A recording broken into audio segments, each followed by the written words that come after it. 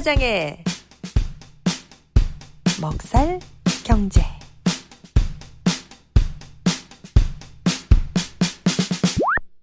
김 사장의 먹살 경제. 김 사장님, 오늘 전해주실 내용은 뭔가요? 미주 동포들의 먹고 살기 위한 경제 이야기, 먹살 경제 시간입니다. 지난주에 303화를 할 때가 11월 9일. 9일이었죠. 예. 네. 그리고 11월 10일 날 소비자 물가 지수를 발표했죠. 제가 네네. 얘기를 했습니다. 인플레이션이 어떻게 되는지. 그 소비자 물가 지수가 약간 떨어졌어요. 0.3%인가. 그래가지고 주식시장이 뭐 후끈 달아올라서 다우존스 인더스트리 지수가 뭐 1000포인트 이상 올라갔었습니다. 그 목요일 날. 예, 저희들이 방송한 바로 다음 날. 그런데 어제 노동부 통계청에서 2022년 10월 생산자 물가 지수를 발표했어요. 예. 그 영어로 Producer Price Index인데 PPI. 저는 그동안 먹살 경제 하면서 그거를 옛날에 한국에 있을 때 도매 물가 지수라고 이렇게 의역을 내서 지금까지 말씀을 드렸는데, 찾아보니까 한국에서도 이제 도매 물가 지수라는 말을 안 쓰고 미국에서처럼 Producer Price Index, 그러니까 생산자 물가 지수 이렇게 말을 바꿨답니다. 그래요? 네, 그래서 제가 그걸 발견하고 이제 정정을 합니다. 이제 뭐 도매 물가 지수, 소매 물가 지수 옛날에 그랬거든요. 근데 이게 바뀌었어요. 그래서 뭐 이제 미국에서 쓰는 용어 그대로 컨슈머 프라이스 인덱스, 뭐 프로듀서 프라이스 인덱스, 예, 소비자 물가 지수, 생산자 물가 지수 이렇게 한국에서도 그 똑같은 말을 씁니다. 예, 집계하는 방식도 비슷하고. 그래서 이게 발표가 어제 됐습니다. 근데 예상했던 것보다 덜 올랐다. 예상은 뭐 한 0.34% 오를 줄 알았는데 10월에 생산자 물가 지수가 0.2%밖에 안 올랐대요. 예, 생산자 물가 지수 두 가지예요. 상품과 서비스 이렇게 있는데 서비스 같은 경우는 0.1% 내렸답니다. 아예. 예, 그 두 개 합치면은 이제 0.1%가 오른 거라 이 상승률이 이제 많이 둔화됐다. 그래가지고 이제 많은 사람들이 인플레이션이 이제 드디어 잡히나 보다라는 것을 한번 더 확인하게 되는 그런 계기가 됐어요. 네. 물론 여기에서 뭐 0.1%가 낮아졌다, 뭐 0.2%가 낮았다, 이거는 9월에 비해서 10월에 그렇게 됐다는 거고, 작년 10월에 비해서는 여전히 7%, 8% 높은 거예요. 그러니까 여전히 계속 높은 건데 그 상승률만 약간 둔화됐다. 요거죠, 요거. 그러니까 아직도 고물가 시대를 계속 가고 있는 것은 분명합니다. 그렇지만 그 약간의 신호로 인해서 사람들이 지금 이렇게 분위기가 바뀌고 있는 그런 상태예요. 그래서 이렇게 뭔가의 변화가 지금 감지되고 있는 이런 날이 결국은 왔지 않습니까? 이 뭐 도대체 우리 이 먹살 경제 같이 하면서 9월, 8월 뭐 그때 정말 침이 마르도록 기다렸잖아요. 뭐 약간의 인플레이션 둔화의 조짐이 있나 없나 했지만 없었지 않습니까? 맞아요. 그런데 이제 비로소 조금 보여지는 거예요. 한국말로 조금이고 일본말로 스코시고 스페니쉬로 포끼또 치키또고. 예, 그렇게 외국어도 되죠. 배우네요, 우리가. 네. 예, 한국말로 짧게 정말 벼룩의 간만큼 약간 줄어들었는데 네. 지금 많은 사람들이 이제 기대감이 큽니다. 인플레이션이 잡힌다는 이 징조가 조금 있다고 해서 지금 이렇게 됩니다. 그런데 한 언론에서는 요걸 봐요. 이 구리 있죠, 구리. 카퍼. 구리요? 예, 금은동 할 때 동. 네네네네네.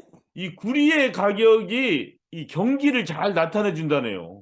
그래요? 예, 그래서 현재 지금 보면은 구리값이 굉장히 올랐잖아요. 이렇게 2020년, 21년. 그러다가 2022년 뭐 한 7월부터 뚝 떨어졌다가 지금 다시 조금씩 상승하고 있잖아요.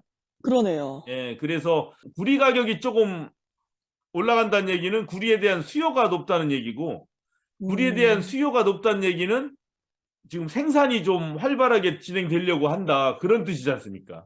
그렇죠. 예, 특히 생산하면은 어느 나라냐면 중국이죠. 중국이 지금 계속 그 제로 코비드 뭐 완전 봉쇄 이런 것 때문에 지금 수출이 뭐 약간 저하되고 뭐 그러기까지 했대요. 몇십 년 만에 처음으로. 예, 그런데 구리값이 이렇게 오른다는 얘기는 이제 구리에 대한 수요가 높아질 거다.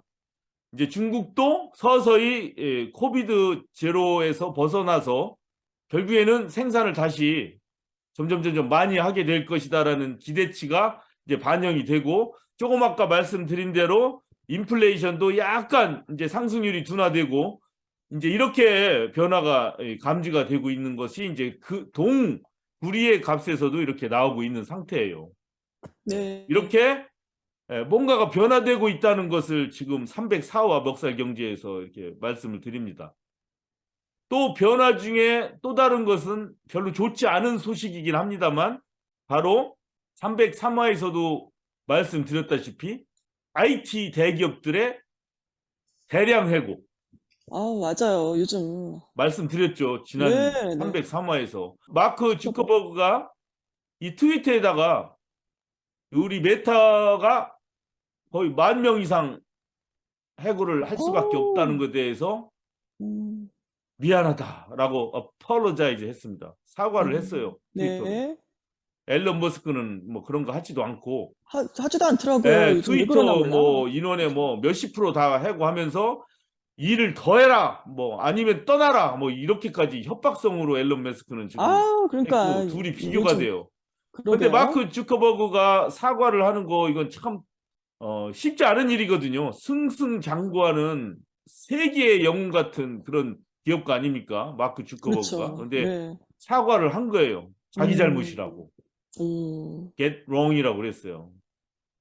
뭐냐면 이 오늘의 주제가 변화선상의 아리아인데, 지선상의 아리아가 아니라 이 네. 2020년 코비드가 진행이 되면서 이 IT 기업들의 매출이 엄청나게 뛴 거예요.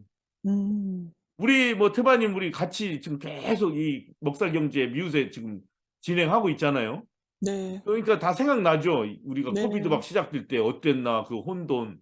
그러면서 많은 사람들이 대면 페이스 투 페이스의 생활을 접어들고 생활을 접고 다 비대면 줌 뭐 이런 걸로 돌아섰잖아요. 온라인 맞아요. 쇼핑. 그러다 보니 페이스북 이런 데도 다 몰려든 거죠. 왜냐하면 그렇죠. 실제적으로 사람을 만날 수도 없고 뭐 상품을 사거나 정보를 얻을 수가 없으니까 다 온라인으로 모여들었겠죠. 그러니 네. 페이스북 같은 경우 구독자가 너무나 많이 늘어난 거죠, 그 당시에.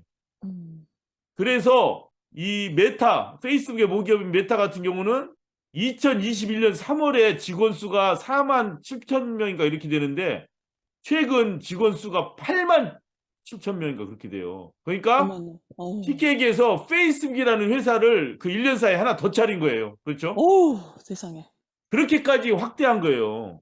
음, 근데 그때 우리가 뭐라고 그랬어요? 태바님하고 우리가 다. 항상 그 코비드가 진행되면서 새로운 일이 일어날 때마다 어떻게 했냐면, 야, 코비드로 인해서 온라인 상거래라든가 뭐 비대면 화상회의라든가 뭐 이런 모든 것들이 어차피 글리 가야 될 것들이 코비드 때문에 더 진행이 빨리 빨라졌다. 됐다. 이런 얘기 많이 네. 했죠, 우리. 기억나시죠? 네.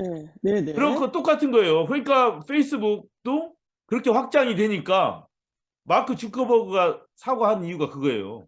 우리랑 생각이 똑같은 거예요. 음, 어차피 경향이 이런 식으로 갈 건데 코비드 때문에 더 빨라졌다. 빨라졌다. 이렇게만 생각한 거예요. 음, 그러나 그 우리가 한 얘기들이라든가 우리가 한 얘기도 뭐 우리 머릿속에 나온 얘기가 아니라 세상이 그렇게 다 돌아갔으니까 그렇게 얘기를 한 건데 꼭 그렇지만은 않더라 이거죠. 그리고 현실은 또 조금 코비드가 달라요. 끝나고 다시 돌아가니까 네. 우리는 한번 그렇게 딱 그 뭐 비대면으로 가고 온라인 상거래로 가면 안 돌아갈 줄 알았잖아요. 그렇죠. 아니더라 이거지. 음, 다시 사람들이 옛날로 다시 돌아가더라 이거예요. 비대면으로. 그러니까 페이스북의 매출 이런 것이 쫙쫙 떨어지는 거예요. 이거는 예상을 못한 거예요. 이렇게까지 많이 다시 바뀔 줄은. 그래서 이러한 현상들 때문에 이런 IT 기업들이 다 대량 해고를 지금 하고 있는 겁니다. 사람들이 뭐 늘 그렇게 얘기하잖아요. 야, 주식 같은 거는 쌀 때 사서 비쌀 때 팔면 돼. 하지만 그 쌀 때가 언제고 비쌀 때가 어느 언젠지. 정도 싼 것이 싼 것이냐. 네. 비쌀 때는 언제가 비쌀 때며 어느 정도 비싼 게 비싼 것이냐. 이런 얘기를 하지 않을 때는 말짱 소용없는 얘기라 몰라요. 이거죠. 네. 그러니까 코비드 이것도 마찬가지예요. 음. 어차피 빨리 진행돼야 될 이러한 새로운 경향이 코비드 때문에 가속화됐다. 예, 일상으로 다시 돌아간다는 것은 누구나 알고 있지만 어느 정도로 돌아가는지 이런 거는 이 천하의 마크 주커버그도 모르는 거고 IT 기업의 총수들도 잘 몰랐던 건데 지금 이렇게 엄청나게 변화가 되고 있다는 겁니다. 그래서 뭐 아마존도 우리 303화에서는 고용 동결이라고 얘기했지 않습니까? 근데 네. 벌써 일주일도 지나지 않아서 웬걸 고용 동결만으로 그치지 않습니다. 와. 여기도 10,000명 이상 해고한다고 지금 세상에. 언론에서 네. 솔솔 얘기를 하고 있어요. 아이고. 예. 바로 이러한 상황들이 지금 펼쳐지고 있는 거예요. 참 태바님 우리 같이 이 미우새 진행하면서 참 빨리도 변한다 이런 생각 들지 않아요 지금? 맞아요, 맞아요. 예, 뭐 그리고 고용이 예상할 수가 굉장히 없어요. 좋다, 뭐 지금 취업률 굉장히 좋다, 일손 부족하다 이렇게 얘기한 게 정말 몇 주 안 되는 것 같죠? 그러니까요, 그러니까요. 그런데 이렇게 대기업부터 대량 해고 얘기들이 쫙쫙 나오고 있잖아요 지금. 야, layoffs.fyi 뭐 FYI는 for your information일까요? 이런 웹사이트가 있는데 이거 보세요. 어제 나온 얘기입니다. 테크놀로지 스타트업, 즉 기술 분야에 네. 새로 시작된 기업들이 11월 들어서만 아직 11월이 끝나지도 않았죠? 끝나지도 않았죠. 그렇죠. 지금까지만 25,600명 해고했어요. 어머, 와우. 이제 뭐 이게 상당히 많이 여기저기 지금 발표하고 있으니까 11월 말쯤 되면 이게 더 늘어날 거 아닙니까? 아우, 이거 진짜 걱정되네요. 예. 앞으로. 2022년 1월 1일 이후로는 새로 시작한 기술 기업들의 총 해고자 수가 12만 1,000명이나 돼요. 아유. 그래서 지금 이 아직도 어느 분야에서는 일손이 부족하고 그거는 계속 되고 있어요. 그렇지만 심하게 해고가 일어나고 있는 분야가 1. 테크 섹터, 이 기술 산업 분야, IT 산업 분야 이런 데입니다. 왜? 코비드 때문에 막 너도 나도 그냥 잔치가 벌어진 거죠. 막 고용하고 일손 부족하고 막 무지하게 잘 나갔죠. 매출 오르고 사상 그래요. 초유의 네. 수익을 올리고 막 그랬지 않습니까? 네. 그게 이제 코비드 지나면서 쫙 지금 모래성이 무너지지 지금 그렇게 되고 있어요. 아니, 너무 물론 빨리 망하고 일어나네. 파산하는 것까지는 가진 않을 거예요. 근데 그 느리는 규모가 지금 이렇게 코비드로 인해서 위축되는 거에 비해서 너무나 많았던 거죠. 두 번째 분야가 부동산 산업입니다. 아, 부동산. 네. 예, 우리 그 막 집값 오르고 뭐 난리 아우, 났었죠. 그때. 말도 못했죠. 그럼요. 예. 자, 이 분야가 지금 해고가 막 진행되고 있어요. 예, 어. 부동산 업체들. 그 다음에 또 하나 세 번째 분야, 해고가 많은 세 번째 분야가 암호화폐 분야. 엊그저께 FTX 암호화폐 거래소 파산 신청 낸 거 얘기 들으셨죠? 그래가지고 뭐 이것이 연쇄적인 문제를 일으키지 않을까 지금 그 야. 걱정들 하고 있고 그러니까요. 또 한인분들도 한국 투자자들도 상당히 돈을 많이 잃었을 것이다. 뭐 이런 소식이 나오고 있는데 이 암호화폐가 또 직격탄을 맞았습니다. 코비드가 끝나면서. 하여튼 이러한 상황이 지금 전개되고 있다는 것. 이것을 이번 304화에서 계속 강조를 하고 있는 중입니다. 그런데 이렇게 나쁜 일만 있는 것은 아니에요. 또 어떤 것도 있냐면 한 예가 있는데 바이트라는 회사입니다. 이 회사는 회사요? 친환경 중심으로 플라스틱 쓰지 않고 오. 그다음에 크루얼티 아주 잔인한 것들을 하지 않아요. 무슨 동물을 죽이거나 뭐 이런 것들을 하지 않고 친환경적인 재료만으로 생산하는 이걸 표방하는 회사예요. 네. 아주 잘 크고 있습니다. 그러면서 치약, 비누 뭐 이런 거 만드는 회사죠. 이런 회사가 온라인으로 시작했습니다. 온라인으로 시작했는데 이제 코비드가 지나면서 이제 실제 리테일 스토어를 만들어서 실제 매장에서 판매하는 걸로 이렇게 이게 거꾸로인지 이게 정상인지 모르겠는데 그런 방향으로 전환하고 있어요. 우리는 지금까지 항상 뭐만 봤습니까? 월마트처럼 실제 가게에서 하던 하던 게 온라인으로 사업이 가죠. 온라인으로 옮겨가고 이것만 봤지 않습니까? 그런데 아니다 이거죠, 이제. 온라인에서 하던 것이 이렇게 실제 매장 사업으로 이렇게 전환되기도 한다. 이런 소식도 있습니다. 그러니까 지금 우리 한인 자영업자분들이라든가 소매업 하시는 분들도 생각을 해볼 게 있는 거죠. 상황은 이렇게 변화하는구나, 계속. 뭐 계속해서 온라인으로 쫙 가고 우리 같은 몰타루라고 하죠. 뭐 벽돌로 만든 이 가게에서 하는 장사는 이제 끝난 것인가? 아니다 이거죠.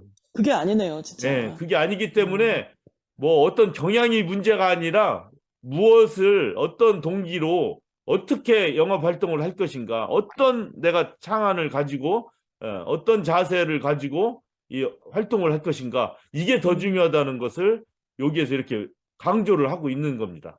말씀 나온 김에 이 노스캐나다도 마찬가지입니다. 여기도 트라이앵글 지역에도 그 테크 분야에 레이업 같은 게 꽤 많이 진행되고 있어요. 막 어떤 회사 100명 해고 200명 해고 문 닫고 가고 뭐 이런 게 굉장히 많습니다. 지금 여기도. 그리고 대기업들 특히 여기에 뭐 페이스북이니 뭐 애플이니 구글이니 굵직굵직한 캠퍼스 같은 거 많이 들어오고 있는 중이지 않습니까? 네. RPT 노스캐나다도. 근데 그런 것들이 약간씩 이제 계획이 철회된 건 하나도 없지만 이렇게 IT 기업들이 해고 바람이 불 때는 거기에도 영향이 조금 있지 않을까 이런 생각도 들어요. 그래서 조그만 중소 바이오 기업이라든가 기술 산업들이 해고 얘기가 쭉 나오고 있어요. 여기도 조그맣게. 그렇지만 이렇게 산업용 환풍 설비, 벤틸레이션 시스템을 만드는 이 독일계 회사 GL 아베그 회사 같은 경우는 북미주 본사를 윈스턴 세일럼 노스캐롤라이나로 옮긴답니다. 아, 그래요? 이런 소식도 계속 나와요. 해고 소식만. 해고 소식은 사실 많진 않아요. 근데 지금까지 보지 못했던 해고 소식이 솔솔 나오기 시작하기 때문에 제가 그냥 전해드리는 거지, 지금 해고 문제가 본격적으로 큰 문제가 된 거는 아닙니다. 그 대신 그런 문제가 있고 여전히 큰 회사들이 이렇게 들어옵니다. 이 GL 아베그 컴퍼니의 이 북미주 본사는 1억 불짜리 규모입니다. 1억 불짜리. 1억 불짜리 본부가 윈스턴 세일럼에 들어와서 한 200여 개 일자리가 새로 늘어난다는 이런 소식들도 계속 같이 지금은 혼합돼서 지금 들어오고 있습니다. 그래서 이러한 여러 가지 여건에도 불구하고 우리가 온라인이든 뭐 오프라인이든 좋은 생각과 올바른 방식으로 자신감 있게 뭔가 추진해 나가면 또 얼마든지 잘 될 수도 있다. 이런 얘기를 결론을 내리면서 304화 먹살경제 여기서 마치도록 하겠습니다. 잘 들었습니다.